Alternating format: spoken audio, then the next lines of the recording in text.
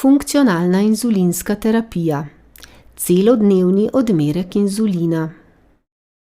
Film je namenjen izvajalcem edukacije oseb s sladkorno boleznijo ter osebam s sladkorno boleznijo predvsem tipa 1, ki so že bili poučeni za funkcionalno inzulinsko terapijo in potrebujejo ponovitev. Vsebina filma brez razlage zdravstvenega strokovnjaka lahko vodi v napačno razumevanje. Priporočamo, da se pred ogledom filma po dodatne informacije obrnete na diabetološko ambulanto.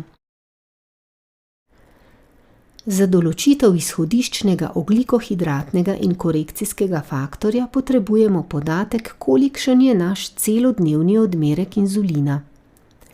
Izračunamo ga s seštevanjem vseh odmerkov inzulina, ki ga prejmemo v enem dnevu.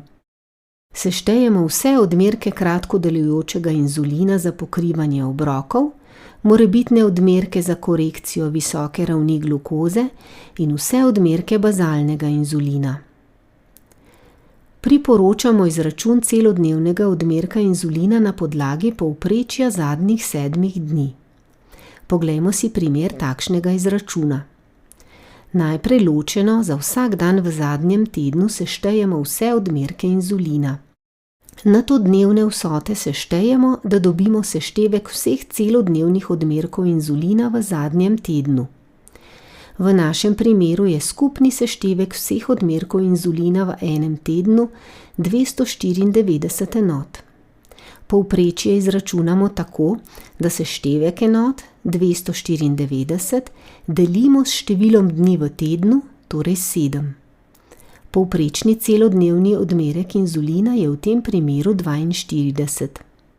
V primeru zelo pogostih hipoglikemij od celodnevnega odmerka inzulina odštejemo 10%. V našem primeru od 42 odštejemo 10%, kar je 4,2, in novi zmanjšan celodnevni odmerek inzulina je 37,8, kar zaokrožimo na 38 enot.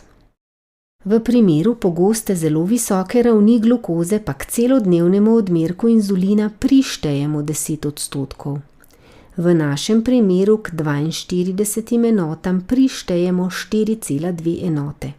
Novi povečan celodnevni odmerek inzulina je 46,2, kar zaokrožimo na 46 enot.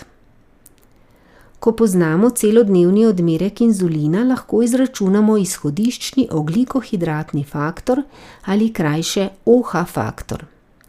Ta nam omogoča izračun odmerka inzulina za posamezni obrok. Celodnevni odmerek inzulina potrebujemo tudi za izračun izhodiščnega korekcijskega faktorja, ki omogoča izračun dodatka inzulina, kadar je raven glukoze visoka. Vsebino, ki pojasnjuje ogljikohidratni in korekcijski faktor ter preverjanje bazalnih odmerkov, si lahko ogledate v videih s temi naslovi.